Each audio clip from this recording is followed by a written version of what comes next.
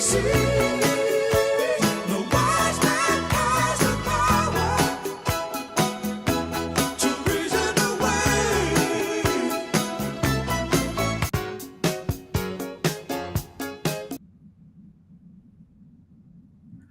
morning, everyone. A little happy music to kick us off. And I have my pixelated friend Jack here. Hi, I'm Pixie. I'm here. Boy, do we have a show for you today. Oh, boy. Boy, do we have a show for you today. I'm even going to skip my usual in the news and rancher quote because it's pretty much what we're going to talk about. Did you say a lot of ranching quotes? Did you say rancher or ranter? Both. Let me close my window as the human noise pollution increases. Just when you thought you were going to have a smooth, happy intro, the world intrudes. And they say God, small g or little g, take your pick, doesn't have a sense of humor. No, I'm not foolish enough to ever think it was going to be a smooth intro. Karen is the first one to say hello. Hello, Corinne. Corinne, good morning, Corinne. And now we know you can hear us, we think. No more. Wow. You got a crow. All right. I got a couple crows. Let me attend to them while you talk. They want me. What are you going to tend to them? In what manner? I may reveal on camera what I do.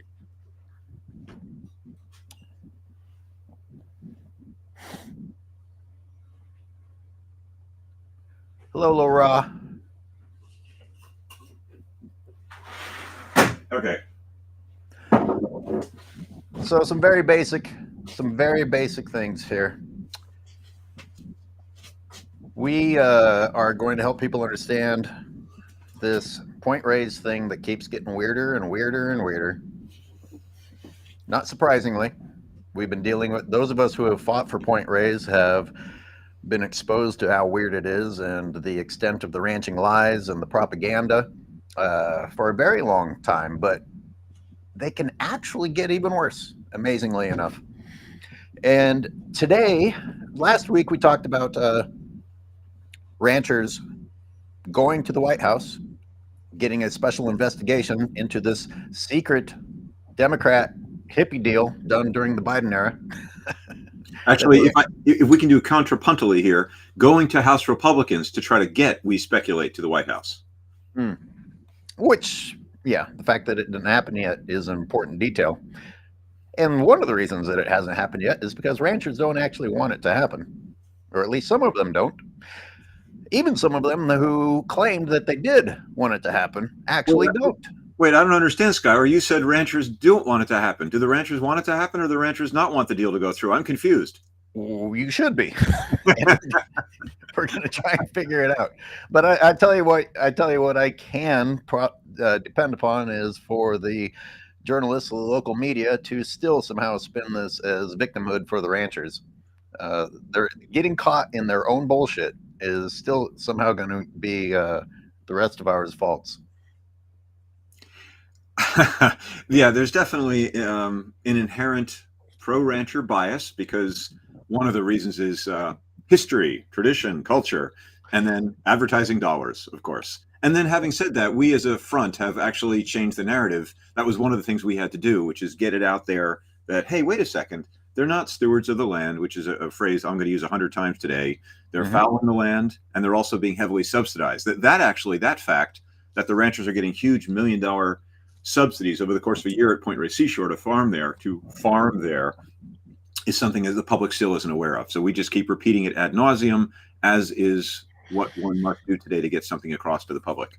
Ladies and gentlemen, the administrative costs of the leases there by themselves cost the Park Service more than the ranchers bring in with their private businesses that Marin County people continue to claim we can't live without. So there's digest that, try and wrap your heads around it because it's not a lie. That's how crazy it is. In addition to that, the Point Reyes Park Service actually performs duties, physical labor for the ranchers, almost as though they are free labor. It's not free, we pay for them. And I think the way that we ended last week was pretty great for this, because we had environmental attorney Jim Cota on here, and we were trying to understand, is Kevin Lunny actually upset about this? Um, and I talked about him crying all the way to the bank last week, and thus this graphic. And what do you know? Turns out, and Jim Cota actually said, no, I think he wants his cake and to eat it too. He wants the public to give him pity while he gets what he wants, while he actually gets the payout that he is seeking. And Jack, we have, it's not just us being crazy Which warriors we for are. Point Reyes. We have actual evidence. The ranchers have been busted because the ranchers didn't even confer with each other, these tight knit families out there. Um, Apparently, according to, if I read some of these letters correctly, the attorneys representing some lawyers say, "Hey, these lawyers didn't even, or these Ranchers, didn't even check in with us before they did attorneys. this." Just to be clear, attorneys representing some ranchers, not lawyers. Oh, sorry. It's all right. That's why we're here, buddy, to help each other. God knows I'm going to make a lot of gaffes today, more than you will. I promise. It's a goal. It's my goal, actually. Good morning, Sledge. So just let me back it up, and I want to underline something, which is what we were talking before the show. It's what I like to do. It's just like, wait a sec, that was really important. I'm going to repeat that, like Ari Melber on Commie MSNBC does, whom I like a lot, both the show and the guy on the network, which is ranchers are currently, they sold their land years ago to the Park Service. The Park Service extracts a lease amount from the ranchers. And what you said was the money that they take in from the ranchers to lease the land doesn't match the amount of money they're losing to run the land, do their maintenance and stuff for the ranchers. It's a losing proposition for the Park Service. The landlord is losing money on the deal. Correct? Correct. Okay, just that is a point that the public still doesn't get. It's kind of conceptual. It's not complicated, but there's no way. It's not pictorial. You can't. Well, I don't know if you said this part clearly enough. Please. Just the administrative costs of the leases, that by itself. I didn't even get into the rest of it. Thank you. Yes, and then of course there's this whole separate issue of, oh, and by the way, they're also polluting the seashore with huge amounts of cow manure, while claiming, in Trumpian fashion, oops, sorry, don't mention him, that they are stewards of the land. They're the opposite of stewards of the land. They're degrading the land. And we're going to get into that because of some of the stuff in these letters from ranchers' lawyers saying, help us, save us, we're helping the park. They use that as their bully pulpit to say how wonderful they are for the land. And this is part of the bigger picture of ranching these days, with regenerative and grass-fed and small family-owned. All those words and descriptives are used to sell a bill of goods, a bill of bull to the public that ranching is good on the land when it's the opposite of good on the land. I'm going to acknowledge Sledge's question. There's a lot I could actually unpack here. Great. If public money was used to buy out the ranches, why is it we can't see the contract? So I'm going to rewind in history. Public money was used the first time, and you can see the legislation if you choose to, and you can see all of the short-term leases that keep being granted to them ever since the original legislation deal ran out and they were supposed to leave, and instead the Park Service continued to issue leases. Lease extension. The land stopped being owned back then, but these people have been allowed to continue to lease while still pocketing the original millions of dollars and having us pay the operational costs of the ranch, not to mention all the other perks of being someone who is in a certain place at a certain time in history, such as being allowed to consume limited resources such as water. And may I add something to that, just to what you said? So this Sledge, and anyone who's listening, this was the park was created in 1962.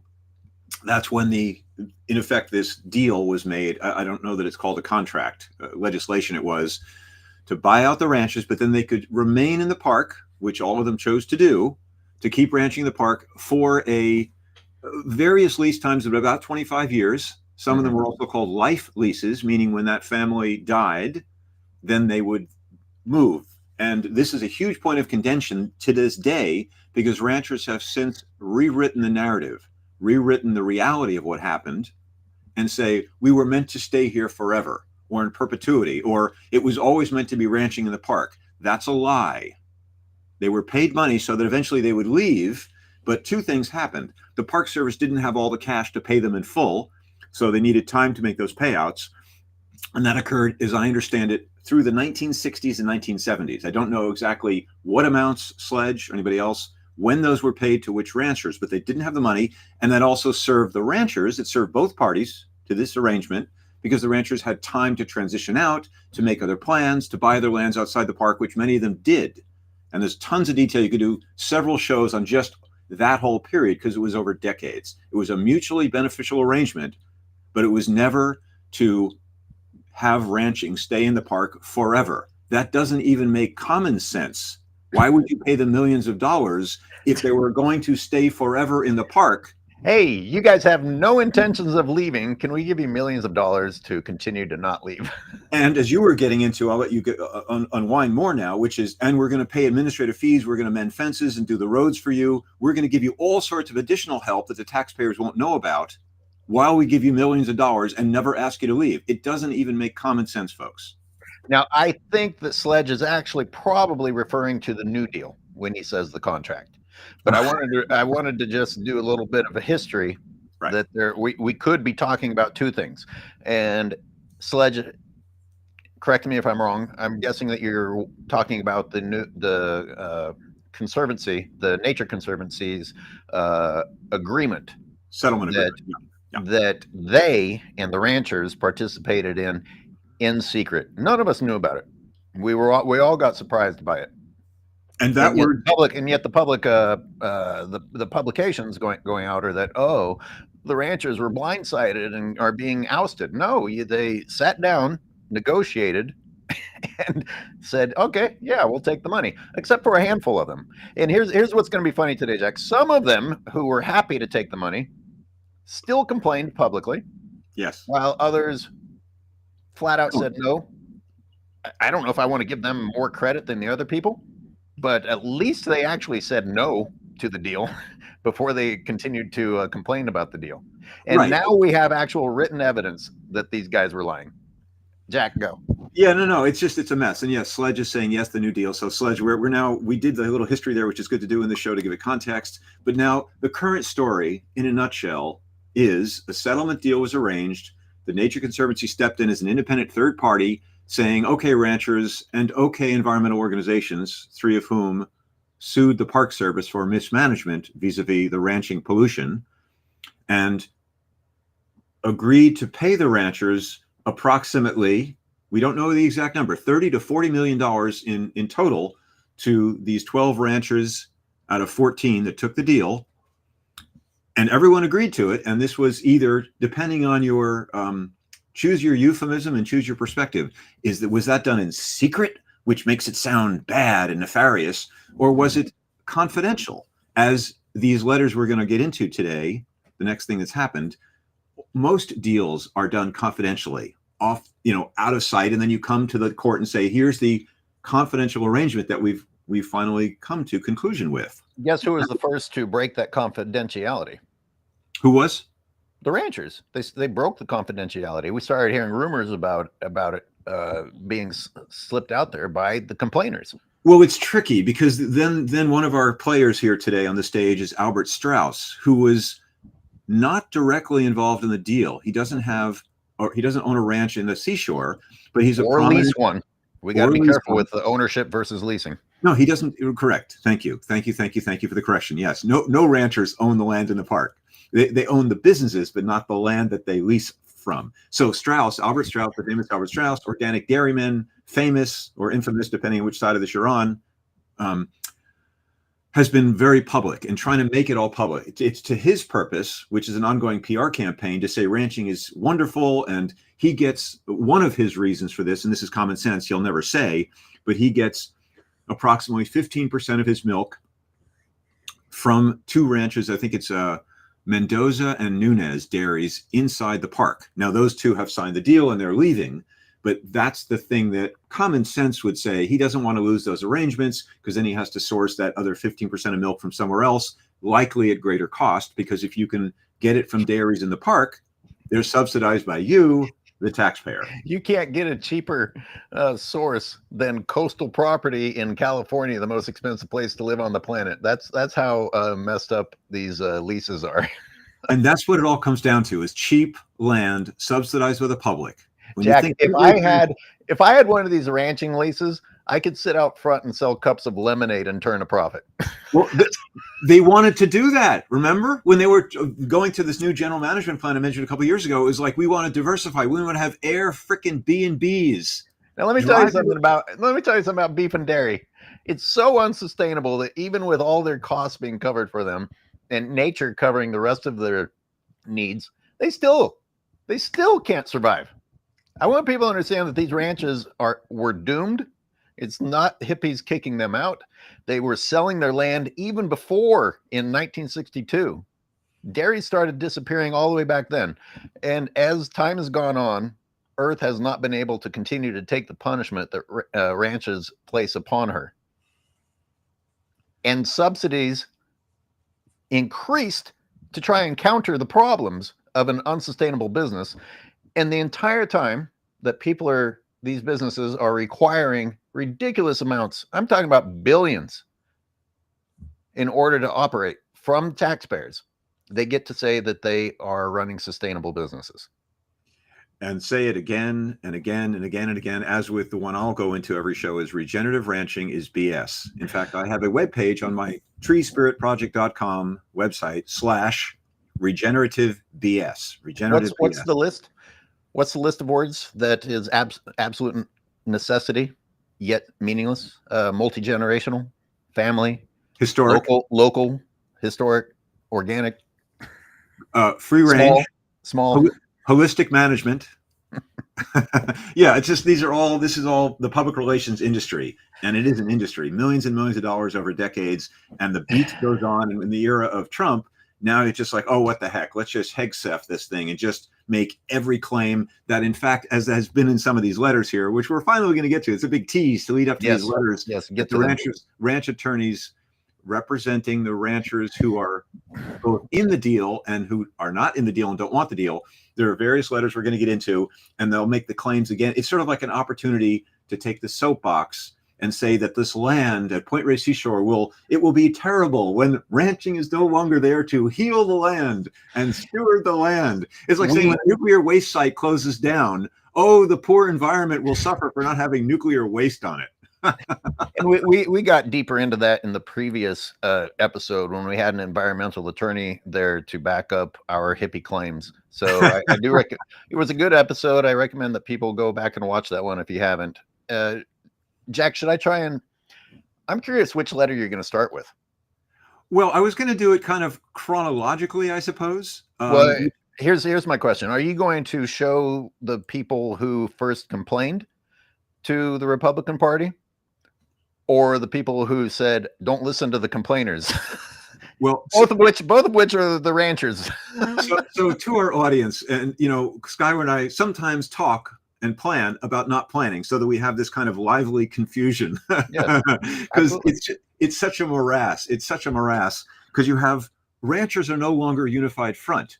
So what happened was people who are not ranchers, who are not in the deal, namely Bill Nyman and Albert Strauss, and then also kind of Kevin Lunny, who is in the deal and did take it, and then Dave Evans, who didn't take the deal. All those guys in various ways said, oh, no, poor us, this is terrible, until finally the latest wrinkle is that Bill Nyman brought a lawsuit saying, go to Congress, please help us, get involved, investigate this secret deal, which is a confidential deal, typical. And now the latest wrinkle that we bring to you this week, 20 minutes into our 1-hour show, or whatever it's going to be, is that the ranchers who signed the deal decided, oh my God, we can't be quiet and polite anymore. We're going to get our attorneys to write letters to the same House Republican committee.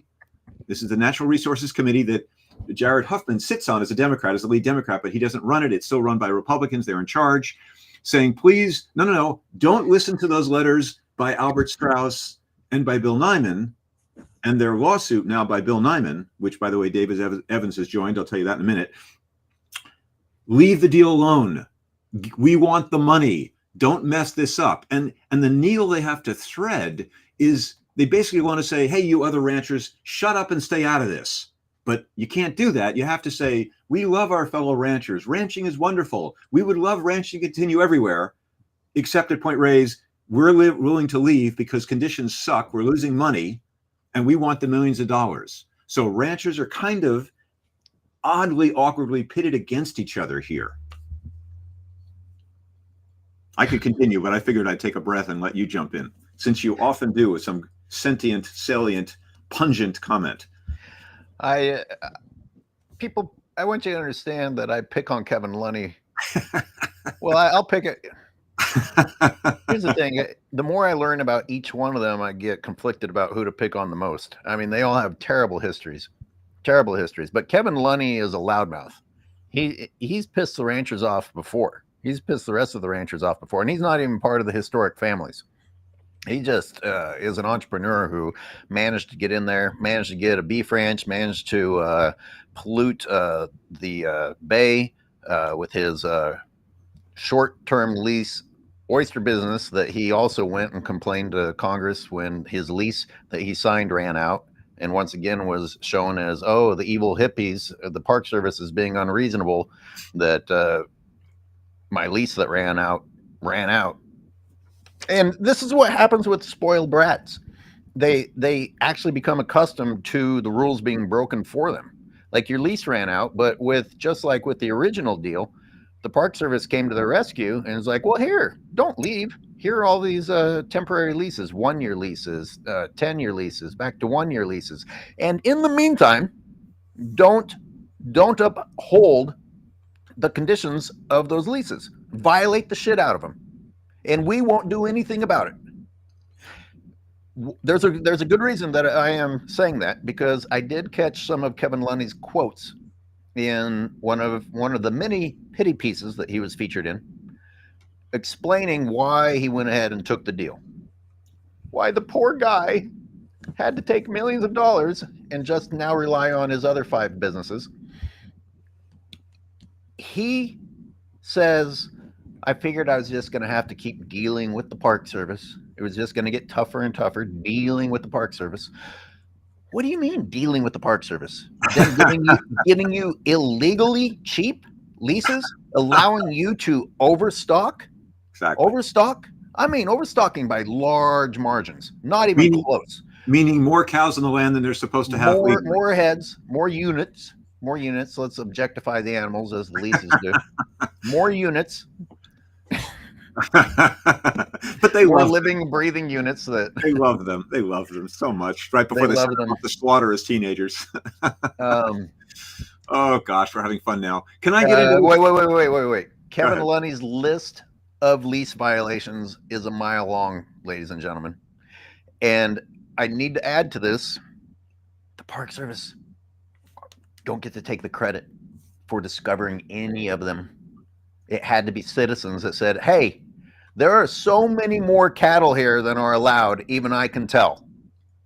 And they write to the Park Service, who then the Park Service is like, oh, I'm so sorry to bother you, Mr. Rancher, but you've been exposed and I got to write you a letter. And by the way, Kevin Lunny ignored all the letters. So you got a follow-up letter from the Park Service. Hey, we're referring back to the letter that you ignored. And as far as the public knows, never, ever, ever has there been any punishment whatsoever for any of these lease violations. Ladies and gentlemen, they have the easiest lease deals you could imagine and still don't have the decency. The stewards of the land, the good people, can't even uphold their end of the bargain. And we're supposed to just say, oh, my daddy's been doing it for this long and his daddy did it for this long. You have all been doing it wrong.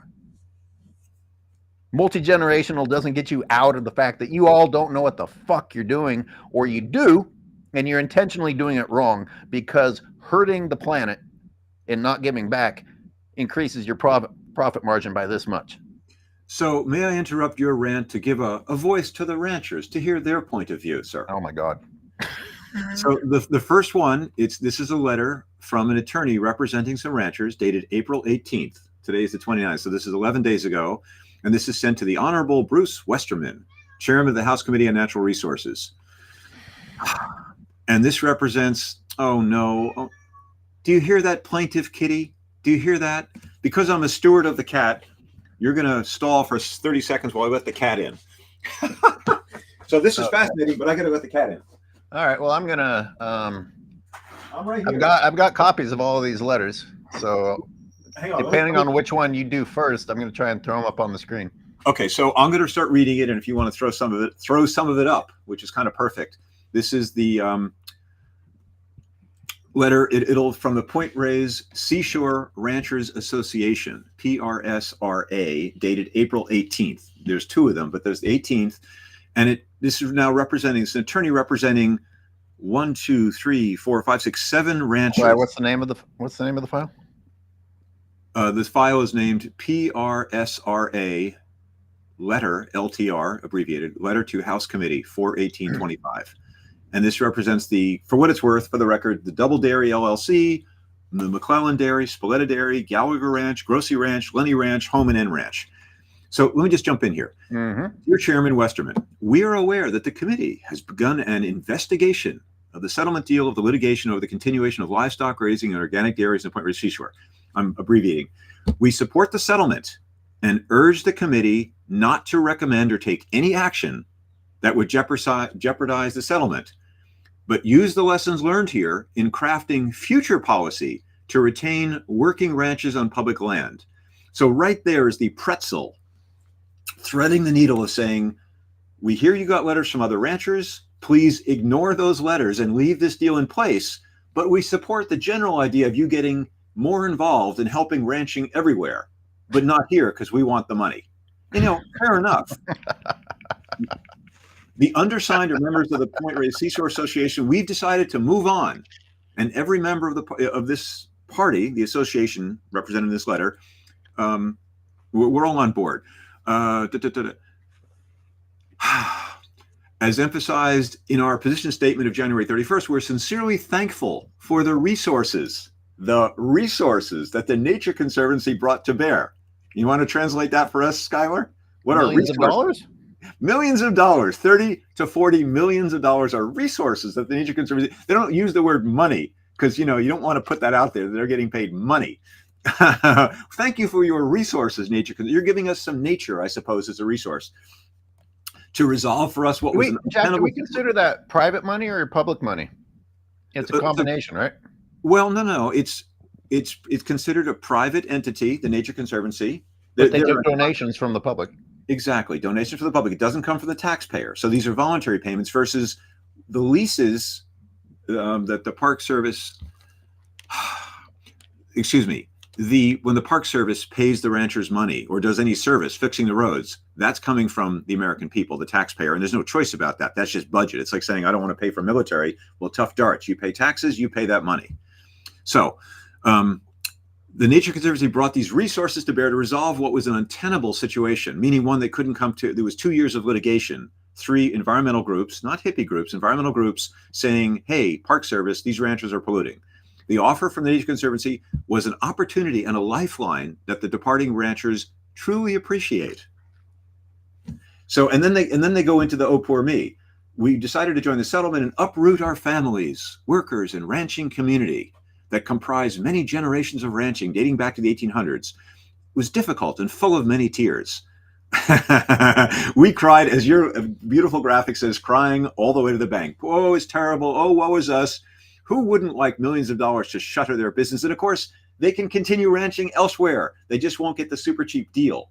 So they're crying that they're losing their, I don't know what to call it, usury, offensive, enviable, huge subsidies. That's what they're crying about. They're crying about the welfare check is cut off.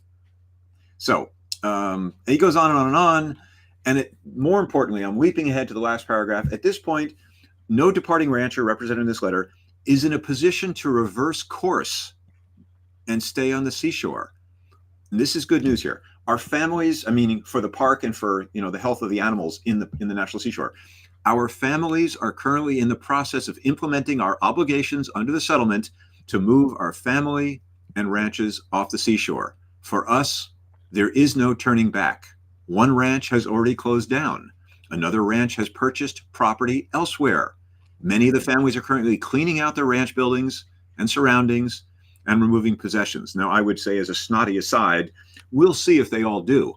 But I think this deal is well written in that if they don't clean out, they don't get the payout.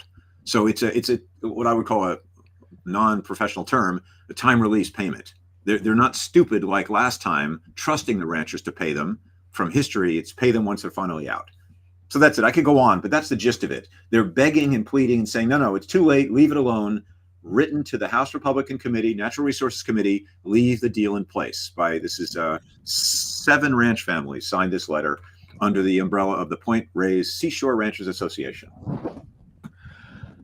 I'm sorry, I tried to throw it up on the screen. I'm not sure what's going wrong. When they reference one has already shut down, are we once again talking about McClure that has not shut down? The short answer is I don't know which one they don't say. There isn't. No one has, so it has to be. I mean, even that isn't accurate. I don't know. No, I'm sure someone has shut down and moved their stuff out. It may not be IRAD. How would you not know that? That would be massive news. In the peninsula itself, not GGRNA. In Point Reyes National Seashore Peninsula itself. Yeah. You think that a ranch has already shut down? Yeah, I believe that. Okay. No, of course, to define shut down. What does that mean? I mean, no, it's meaning it's a vague term, meaning they're not doing business anymore. It doesn't mean they moved the cows out. They could have shut down, they're closed, we shuttered, and we're still trying to sell those cows. As someone, remember, someone told their business is allowing cows to walk around eating. That is the business. Until you kill them. When you say have sex with Monica Lewinsky, how do you mean have sex? Define that term. So, someone sold. What was the story that was? And now, of course, here we go into hearsay, which I really don't like. But it was someone sold their cows to a Texas business. That was McClure in 2021, and he's still there.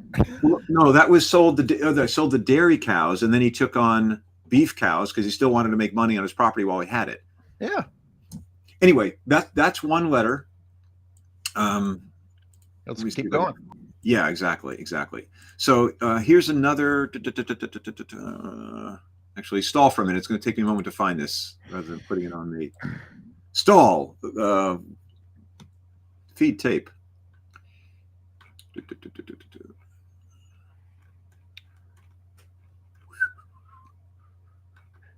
Okay, so this is another letter representing just the Kehoe Dairy.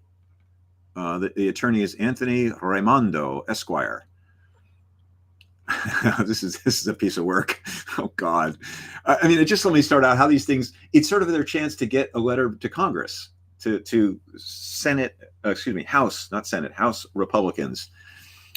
So this office of, dear honorable committee members, this office represents the Kehoe, McClure and Nunez families. Sorry, all 3.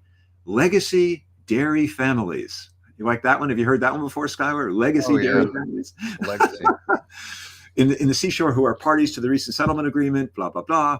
Hey Jack, what are the first letters of this one? Oh, this is titled Ranchers Congressional Submission 4/17/2025. Okay. And the letterhead is 49 acres. Interesting right there. 49 acres legal services. Oh, I found it. Okay. So, but again, I just love how it goes in. These are legacy dairy families. And of course, this is an attorney being paid. So of course, he's going to stick his tongue way up into the brown areas there as he speaks for them to Congress. There it is on screen. I have been made aware of the congressional investigation of these transactions for real estate with the Nature Conservancy, and have been provided a letter requesting information. Okay, so the House is sending out letters saying all parties, submit letters and what's going on here. My clients respectfully submit this letter in the hope that it will provide some clarity and context to the committee's inquiry and the decision to accept buyouts of their leasehold interest in the seashore. These are emotional and tumultuous times in the Point Reyes community. Yeah. Well, they are. It's fair enough. I'll go with that. But I've never known anyone ever to get more pity for their emotions. I mean, how many people struggle in life? Well, and to your point, they're, struggling, they have to move. They have plenty of money. They got somewhere to go. There are people who have to move and have nowhere to go. Like their ranch workers, for instance, who they care so much about, but don't actually provide housing for. It's the environmentalists that make the effort to provide housing for the people who are going to be displaced. I imagine Kevin Lunny will go back to his cruises through the Bahamas, which Trump administration flew him via helicopter from in order to go to the White House and pose for some pictures. So watch this emotional threading again, how they have to thread this needle. Like, ignore the ranchers saying shut the deal down, but we love those ranchers. These are emotional and tumultuous times, and my clients, these ranchers, respect the diversity of opinions and feelings among their friends, neighbors, and fellow ranchers. Whom they didn't confer with, whom they didn't even bother to confer with. Well, exactly. They're each acting in their own interest, which is good to see that they're, it shows their true nature. The heat's on. Every man for himself. Get some money. This letter is not intended to sow any more discord that has already been brought to this process. They don't say who brought it to the process. It's just brought to the process and offers to shed some light on the decision to accept buyout offers. Those who have signed this letter speak only for themselves and respect their fellow ranchers' right to be dipshits. Respect their fellow ranchers' right and ability to share their own perspectives if they desire. How's that for gentle? And then it goes here. The families represented in operating family dairy farms in Point Reyes, blah, blah, blah, have been a unique and vibrant community. Skyward, what's a vibrant community? Could you explain that to me? I don't know. One where the actual owners aren't present and all of their modern day slaves are doing the work. Let me feed you another line here. I'm going to tee you off on this. So over 60 years, this is in this letter saying, hey, Congress. I'm reading it. Can you see it? Well, I've got it covered over by the one I have, but yeah, I guess in the background. Thank you. So it's the bottom of the very first page. Over 60 years ago, 60 years ago, their forebears made the emotional and difficult decision to sell their land to the federal government. Why? Exactly. So that the unique beauty of the point would be preserved for future generations of Americans to enjoy. We sold the land to the Park Service out of the goodness of our heart to preserve the beauty of Point Reyes. Want to handle that one? Boy, can we pause there? Please. Yes. Go for it, buddy. Go for it. Get them. Because half the ranchers are claiming that they have to stay to preserve the beauty and that the seashore is fucked without them. Great and yet he's admitting that they agreed to sell back in the day for the sake of preserving the seashore. Wait a second. Are you saying there's a contradiction? They're saying they need to stay there to tend the land today. They need to steward the land to make it vibrant, because Neiman is now saying if they leave, the seashore is going to go to hell. It's going to go to seed, going to go to pot. If you missed it last week, by the way, Neiman had many wonderful quotes. One was how he felt he just couldn't hold his silence anymore when he saw native plants coming back. He started to see clean water and the air started to smell fresh, and he decided he had to step in. Let me tee you up another one. Next sentence. This is the very first sentence. It starts with indeed on the top of the second page, which you have there. I see it. Indeed, one does not have to look far from the ranches. Oh, let me do my George Carlin voice. To see the residential developments of the suburban Bay Area, to imagine the future that inevitably awaited the seashore, had these families not had the vision and courage to protect against its development potential. Since that time, these families have been faithful stewards of the land, preserving. Jesus, what does that mean? Tradition. Well, that's a great question. What does it mean, Skyler? What do you think it means? These families have been faithful. I want to back up a little bit because, listen, these things sound good. These things sound good. People need to understand that the ranchers were already selling and that development had begun. In fact, there were the Drake's Beach condos or something were set to begin. Trees were already being chopped down. This was under the ranchers' watch. Never, ever once were they dedicated to the industry. They've always been dedicated to money. There you go. There's the industry they're interested in. Get me the money. Yeah. So if they can't get it from developers and the Park Service will give them a better deal and give them time to leave, which any commercial developer would have said, give us the money and get the hell off the land right away. Are you laughing because of what I'm saying, or because no? I made the mistake of reading ahead to the next line. Oh, no, go for it. You want to read the next bit, or you want me to in recent years? Well, no. See, I jumped ahead a little bit. We're never going to get through this because every single line is bullshit.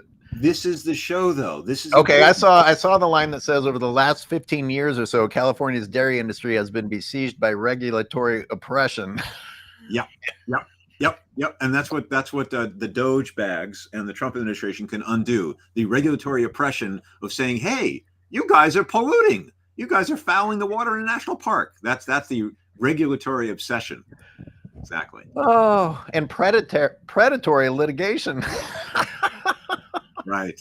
Predatory litigation. It's a masterpiece. But in fact, there's I don't want to use his name because I admire him too much, but he's an environmental writer in our group that everybody knows, and he was saying clearly from all this imbroglio here and all these letters flying around, we've won.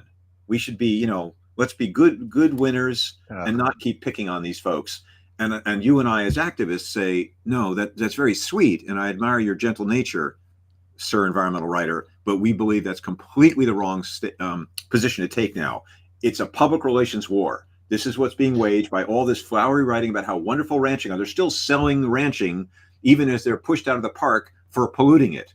And we can't be quiet. Now is the time to speak up and explain to people stewards of the land is a BS term. I know which writer you're talking about. And when older gentlemen can't learn from history, that's upsetting, because we have so much history that shows us that they will abuse the situation in any way possible. And I want to remind people from previous episodes that other ranches, other dairies that aren't in the seashore and aren't being bought out by the Nature Conservancy, etc., are selling, are leaving. There's no predatory litigation there. There's no oppression from regulations. It's an unsustainable business, and the land can't take anymore. Why aren't you picking on those people and criticizing those people who are voluntarily leaving? Also getting, it's California. They're also getting paid millions and millions of dollars every time that they sell. Yep. But why are you oblivious to those people who are doing it because it's not financially viable, and only focused on the pity story about the Point Reyes people who are saying that this is all because, of oppression? And what's tricky about this is, for me personally, and I think I may speak for I actually represent the general public. I got involved in this issue because it was a national park where people understand, hey, wait a second, we care about this land. It should be clean. If this was private property, we would never have been successful. It would be like, hey, private property in America, who are you to tell what someone should do with their own land, even if it's polluting the waterways that go into the Pacific Ocean? It would be an impossible fight. But this is a place to explain how dirty ranching is everywhere. We have the ecologist Laura Cunningham and environmental attorney Jim Cota, who both, with their experience with the Bureau of Land Management, have said this is the worst land management they've ever seen, ever. And this is in a national park, right, by people wearing the title of stewards of the land. And again, this kind of environmental degradation, land degradation, water pollution, air pollution, goes on wherever there's ranching. It happens to be in this national park where we're allowed to pick on it because it's public land. It goes on wherever there's ranching, but the worst place is in the national park. Well, why do you say it's worse there? I say it's worse. It's worse everywhere. It's bad everywhere. It's just, this is a place where the public understands, meaning what your point is. I take your point. I'm just feathering it and saying, yeah, we all understand that a national park is supposed to be a clean place, but why is it? Well, it's okay to pollute private land that drains in the Pacific Ocean. Why is that okay? Oh, I get your point. Right. But the very people that will support the ranches in Point Reyes will say the reason we need these small ranches in Point Reyes is because these other ones are a problem. Those are the ones who do the polluting. Like, no, people, the models of the business, the supposed models of the business, are the worst. You're being lied to, and you aren't even bothering to look for yourselves. Yeah. And then the irony is, of course, as you're saying, they've got these sweetheart deals where the state, local, and federal authorities, I'm reading from the next paragraph, don't regulate. They just hands off. That's been the tradition. So I want you to get back to reading, because we're running out of time. But for anyone who's just tuning in, how quickly can you explain what we're doing right here? So we're reading a letter sent to the House Republicans on the Natural Resources Committee from ranchers who took the deal, the settlement deal that we've been talking about here since January, pushing back and saying, please leave the deal in place. Don't listen to Albert Strauss, the dairyman, and Bill Nyman, who's filed a lawsuit against this settlement deal. Don't listen to them. Let the deal go through, because we want the money. We want to leave. And then we're reading these sob stories about, even though they're taking the money, they're complaining about how tough they've had it and how tough their business is. And you and I are ripping into this nonsense, saying they've been spoiled and they're on huge welfare checks from the federal taxpayer for decades, 46 years, 47 years since the Park Service created the National Seashore. And they've been on the public teat ever since. I want to acknowledge Corinne's comment really quick, because imagine stewards of the land wanting to loosen regulations.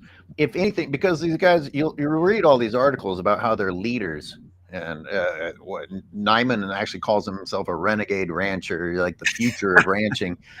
And these people should be the ones saying, hey, we can do better.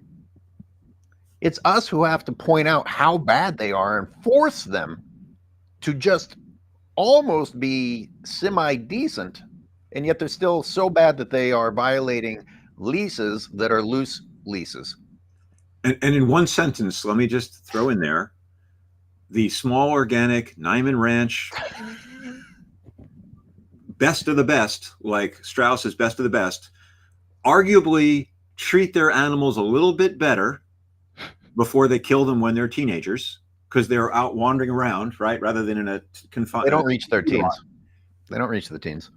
They don't reach the teens. Thank you. They're killed when young, whether they're dairy or beef. They're all killed when young. They're raped by age 1 and dead by age 3. And they are the small family farms here that everyone is believing is wonderful because of the public relations, are actually worse for the environment. Think about that. Let that sink in.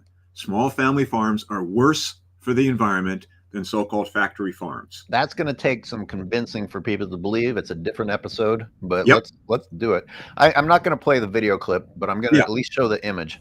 Okay, fine. But I just want, that's one person who actually demonstrated that you're not being forced to leave and chose not to take the deal and cried anyway. And speaking of crying, I do want to read the next sentence here. The challenges faced, this is in the letter representing ranchers to the House committee saying, hey, leave the deal alone. The challenges faced by dairy farmers statewide are magnified when dairying in the national park. These farmers have been through multiple lawsuits. That's true. Some have had their farms, get this, I love this language, literally invaded by angry, aggressive activists. Oh my God. Literally, their farms literally invaded by angry. Now it's figuratively invaded. It's not literally invaded. There's not an invasion. And in fact, I led with Diana Oppenheim one of the figurative invasions by angry, aggressive activists. We walked onto iRanch and stood in the driveway. We spoke with the rancher, Bob McClure at the time, and agreed not to do what we were going to do, which is go near the dairy calves and point to them and say, look at these poor animals isolated from their moms. Instead, we stayed in the driveway and behaved. We had hundreds of people on his dirt driveway talking with him. He stood there. The police were there. It was all the opposite of angry and aggressive. Let's get some interaction from the viewers. What do you picture in your minds when somebody says invaded by angry activists? Like, I'm curious, before we tell you what actually happened, what do you picture? Very good. Because if we're talking about the big McClure demonstration, you're mostly on the public road. Well, it's all public, by the way. Thank you. Thank you. Very good. Yes. It's all public, by the way. No one's being invaded. Right. In fact, when you go out to Point Reyes, if a rancher ever talks shit to you, tell him to get off your land, because you pay more for it than he does. Yeah. And by the way, Corinne says, oh wait, where's the? She says she doesn't agree with you about the factory farms, but like I said, that's another show. No, she said, I want to quote Corinne, looks like they're asking. Oh, I put that up before, yeah. Yeah, that's right. Looks like they're asking for the administration to loosen regulations. And that's a very keen observation. 100% correct. That's what I said. Thing is, right. I'm just saying it again. I repeat. This is, oh, poor us. intimating to the, if you can do something to help us in the future, if you can gut all regulations, please do that. Even though leave this deal alone. Don't gut this deal.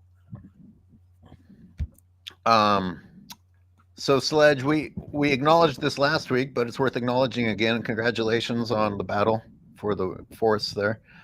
Oh, wow. Cool. We should do a show on that. Find out more about it. I don't know anything about it, Sledge. Oh, I'm sorry. Jack wasn't paying attention last week. When am I ever? I'm paying attention now. Corinne. Oh, yeah. We read that one. Chris Cedar, a shameless masterclass in victimhood. It's never-ending victimhood. It's never-ending victimhood. And Corinne says, I don't agree with you, Jack. What do you not agree with, Corinne? I'm sorry. Again, because I wasn't paying attention, as we all know now. My secret is outed. Oh, Chris, a great shameless masterclass in victimhood. That's a great phrase. I like that. Shameless masterclass in victimhood. Oh, Sledge says invaded 15 million in illegals. That's an invasion. Nice try, except for the fact that those illegals are in fact employed on these Trump buddy ranches. And interestingly enough, they won't get kicked out because it helps the rich stay richer. That's what this is all about.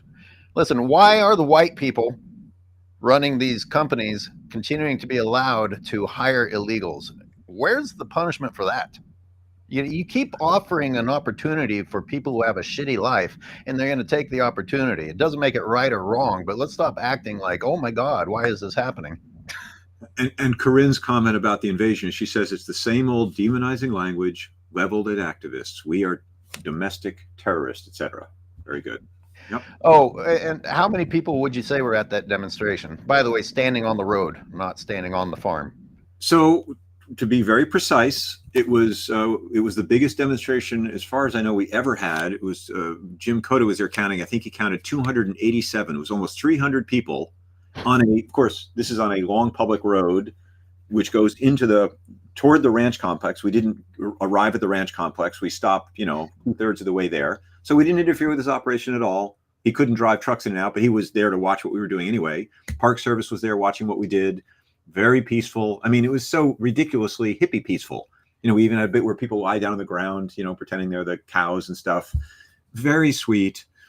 And that is, as you said, very, very appropriately, this is public land. We're allowed to be there. We're not allowed to go in and mess with his operations, and we didn't do that. So it was like one afternoon on the outskirts of one property, done peacefully, and you even went so far as to communicate with McClure beforehand.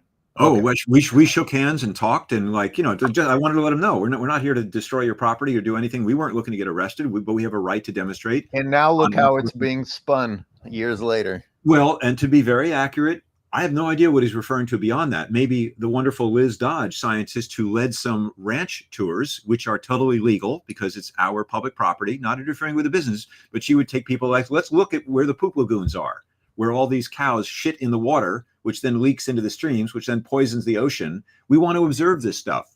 And then the ranchers would run out and try to stop them from doing that. And then the Park Service even responded again on the side of the ranchers and said, hey, you can't do that. You have to stay back 100 feet or some specific distance from even the ranch buildings, even though you're not entering the buildings or interfering with the businesses in any way. Basically, we're not going to monitor this stuff, and we don't want you to do it either because we're siding with the ranchers again and again and again.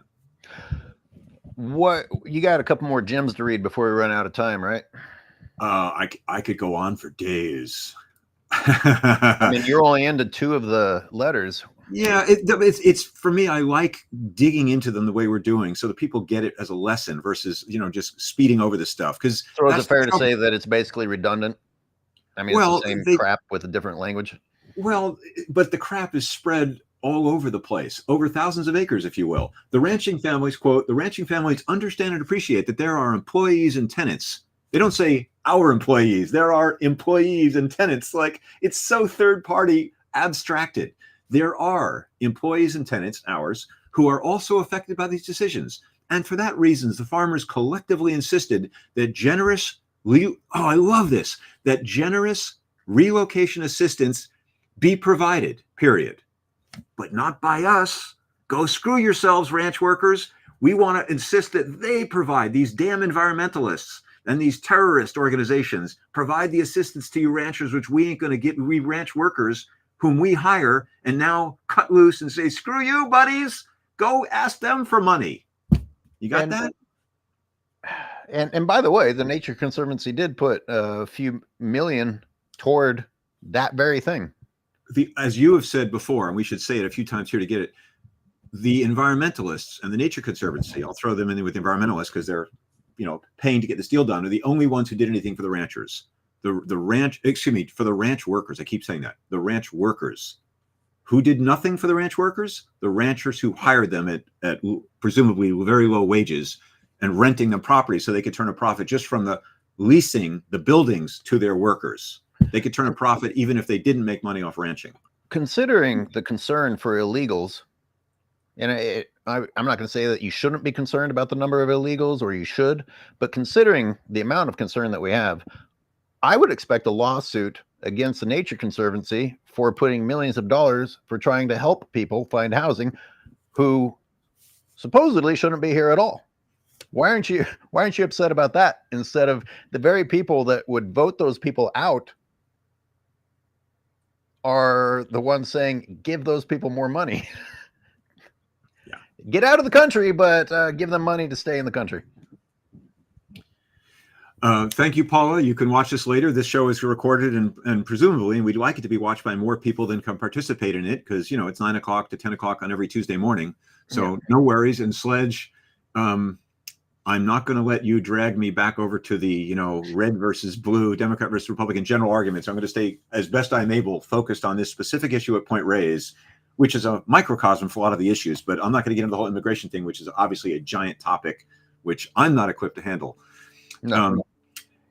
But again, it's just this interesting letter. The Nature Conservancy did not create the circumstances that made these families decide it was time to leave the park. They simply made available an opportunity to do so, which is they're basically thanking the TNC for giving us the money and telling the House Republicans, please leave the Nature Conservancy out of this. We want the deal. Leave it all alone. We've worked together with the Nature Conservancy. And then here's the ask. This is maybe a way to wind it down here.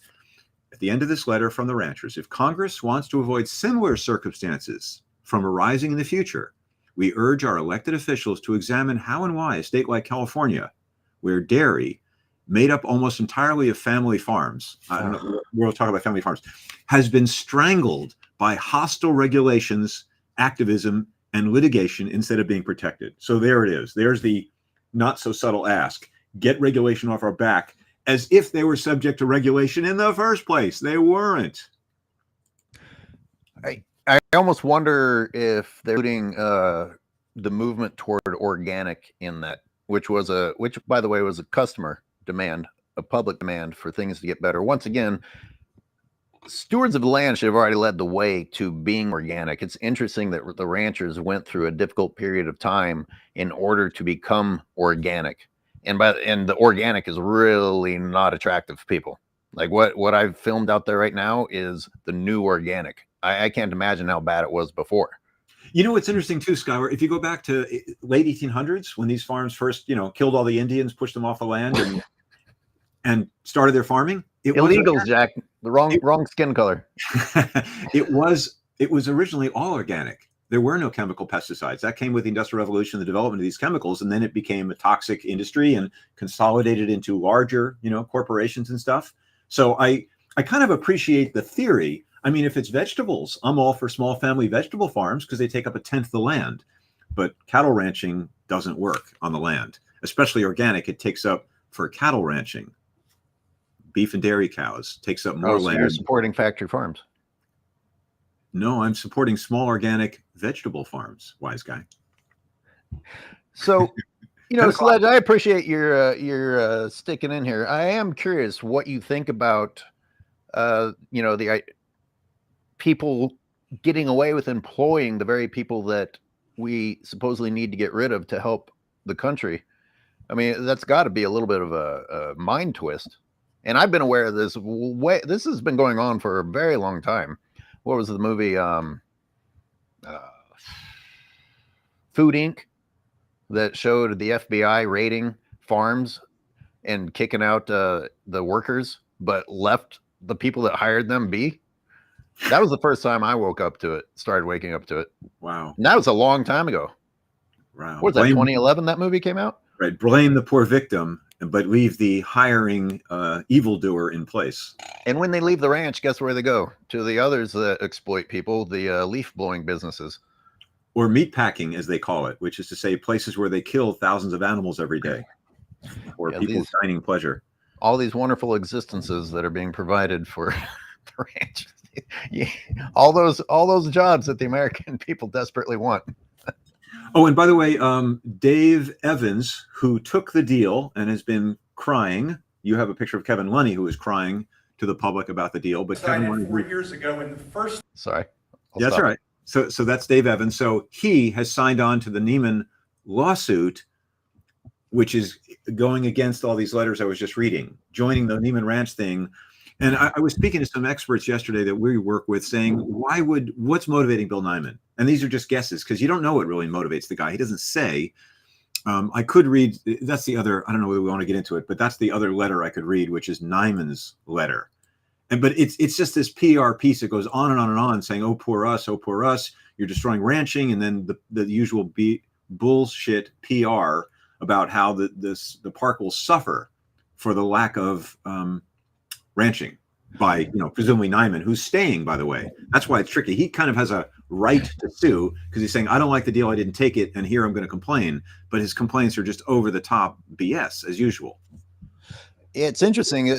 Most of the people, the lawsuits are outside of the park. And this is the only case of someone who's actually in the park now joining the lawsuits of the people that don't like what's happening in the park. You're meddling with other people's money. Right. Right. And that's kind of the weird thing is it's pitting rancher against rancher. And then they're being extremely polite and bending over backwards so they don't actually come into a direct conflict before the House Republicans, whom they're pleading to help get in there and fix this, but fix it in some general long-term way. Don't mess with this deal. Give us the money. Sledge, just really quick. I'm sure in some cases you're right. I'll put his comment on there. But I've actually done interviews with employees out at Point Reyes. They actually intentionally target undocumented people. They don't even have the work visas. And we're talking about millions of employees across the United States. So I'm sure every situation is different, but there at a minimum are examples in which just flat out fully illegal people so that they can be treated in a worse manner. So if I may, from that letter I just read, just to recap, there's a line that says, over 60 years ago, their forebears made the emotional and difficult decision to sell their land to the federal government so that the unique beauty of the Point Reyes would be preserved for future generations of America to enjoy. So I rewrote that, a truthful version, and it should read thus. Had their forebears not made the emotional and difficult decision to fight the federal government every step of the way to create this park, and to this day, the unique beauty of the Point would have been preserved decades ago for future generations of Americans to enjoy. That wasn't as clear as I had in my head. But the point is they've been fouling the land from the beginning. They continue to foul it while claiming that they're preserving the land and that they wanted the park in the first place while they had fought it bitterly. It's just PR nonsense all the way through this thing. It's riddled with it. It's incredible. And we've talked about it before, but it's such a huge point that history began with them in their minds. We talk about, hey, multi-generational families have been working out here. Well, we're talking about millennia of families that were there before they were forced out, who managed to, during the millennia, not destroy the place. Coast Miwok. Right? Yes. Thousands of years. And they were living on the land and hunting on the land, but not decimating species and not doing it on the scale, which is, for mass profit, industrialized with off-site slaughterhouses and factories where the family farms send their animals to be killed. All farms are factory farms because they send them off to mass slaughter. You can't cut the throat of hundreds of cows every day or dozens of cows every day. It's not done. I'll talk briefly about, because a lot of people say, oh, well, if the Miwok were hunting, why do you support that? Let's understand that they didn't introduce something from another continent and make that work instead. There's a lot of foraging going on. There's a lot of acorn gathering going on. Right. There's a lot of, sure, they hunted, sure, they took from the stream, but they didn't chop down the forest in order and replace it with grass for cattle. When you take away habitat, you destroy the ability to continue to consume from that habitat. You ended an entire ecosystem that human beings, along with the other species there, were able to live in. Destroying. Today, the planet is so full of death that I have a hard time with the hunting period. Yeah. Would I be more forgiving of it back then? I don't know, maybe, probably. I just spent another wonderful morning with a coyote this morning, and I was just sitting there thinking, how much rewarding is it that I'm developing a relationship with a wild animal, and we've both seen that we're not going to hurt each other, and that's cool. It's so cool. Isn't that more rewarding than seeing something and ending it? Well, Skyward, just to zero in on that, it's a beautiful point to end on, and unexpected. Of course, that's not actually when I think of it from you. You've got an angry, in my opinion, exterior a lot of the time, but it's because underneath you love the animal so much, and you can do something that's really subtle and beautiful. It's one reason I get along with you so well, for you to go out and just appreciate, wow, I'm just with a coyote. How amazing. Native Americans had that relationship too, as I understand it, as opposed to a modern hunter probably wants to get back to nature in a way, but isn't going back and again having a relationship with an animal and appreciating the beauty of just having that relationship. Instead, it's to kill and extract, feed my family and all that stuff. But I wish more people would do what you do, which is to go out and have relationships with the animals. And just that itself is the reward, not about extraction or even food, certainly not profit, just to be in the moment with a wild animal and to feel the joy of being alive in the moment, right? Yeah. And the coyote is in a place where I've been working on restoring the habitat. The coyote is just one of them because we are intrigued by predators. But I've got the turkey vultures, the wild turkeys. I've got hummingbirds that have now returned because of the native pollinating plants that I've replaced the invasive European grasses with. All kinds of wonderful things, skunks and raccoons. But the fact that I can be there with the coyote, and we're sharing space. Anyway, I'm continuing on, but yeah, no, it's fine. So I don't know. There's a different existence for us humans that we could be enjoying rather than waging war on everything else on the planet. And perhaps ending or winding down here, as I'm saying, you can do that today. It's available You can do today. that today. Go outside and be with the birds, be with the squirrels, be with the, if you're lucky enough to hear an owl at night or a raccoon. If you're in a city, it's tough, but there are parks. And be with the animals. I mean, that's what we can do now. I don't know who Race Lever is, but welcome. And he says, no need to hunt either way outside of rare emergency situations. And I agree with that, absolutely. And of course, there's very few rare emergency situations where there's not enough food for majority of humans who live in cities these days. And he What's says, the biggest? Yeah. Go ahead. Well, I was just curious. How big of a group are we talking when we say a pack of coyotes? Because the best I've ever seen is like 3 or 4 at a time. Like, do they get bigger than that in some places? You're responding to Race Lever saying one coyote is cool to hang with, a pack of coyotes not too cool to hang out with, and I'm extracting and saying, hey, be careful. I mean, I understand that point of view, but for me, it's the opposite. I'm like Edward Abbey, who, when he realizes a mountain lion has been stalking him in a canyon, he turns around and do what I do, which is like, here, kitty, oh my goodness, which arguably is not the best thing to do, although facing an animal like that would be. But I have no fear of a pack of coyotes. They're not out to get me, and I'm a tall enough person and big enough frame to just, hi there, guys, like, I'm looking at you, I'm not your meal. We've killed everything that, for the most part, at least in rural suburban California, we've killed everything that threatens us. That's what we humans do. If something's perceived to be a threat, we demonize it and kill it. Correct. And he says, not long for you, not for long you wouldn't if they were hungry. They're never not hungry. There's almost nothing out there for them. I'm sure they're always hungry. But having said that, my behavior, if there were multiple coyotes, would be massively different than when there's one. Anyway, Race Lease, whoever you are, I love the name. Thanks for showing up. Race Lever, not to be confused with Corinne Lease. Oh, and Corinne, and for anybody listening, I'm going to lead an action at Tamales Bay State Park Forest in a month or so. Call me today if you're interested in getting in on that, to stop a forest from being cut down. Another issue, but another place where wild animals will be destroyed and driven off by another management machine tools, chainsaws and masticating machines assault. God, I almost forgot about that. Yeah, we'll do a show on it eventually, but it's just getting warmed up on it because someone's got to lead a demonstration and get some attention on this issue.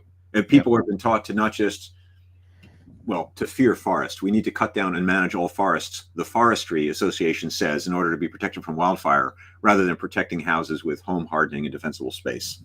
So I'm going to do something about that. If you'd like to be involved these days, if you feel powerless about what's going on with government and the just utter destruction of all environmental regulation to protect nature that we all love here, I'm going to lead a demonstration to do something, at least in a specific forest, to speak for all forests as our friends.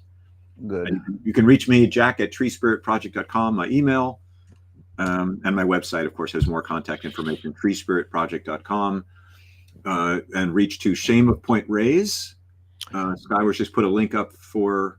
That's if anyone actually wants to look at just a handful of the lease violations and the lease terms. If anyone, we can back up what we say on this show. Oh, and please, by the way, everyone watching this now, thank you so much for attending. And if you would go to the post of this in YouTube, within a few minutes of the conclusion of the show, it is posted live. You're not doing any editing, Skylar, right? So this ends up live. And if you make a like and a comment, just, hey, that was great. Short and sweet. Don't need to spend time on it. We'll respond to you, and that helps the algorithm to get more people to see the show, which is the point. So thank you again, everyone. Thanks, everybody. Appreciate you watching, learning. Jack, thank you. Thank you, Skylar.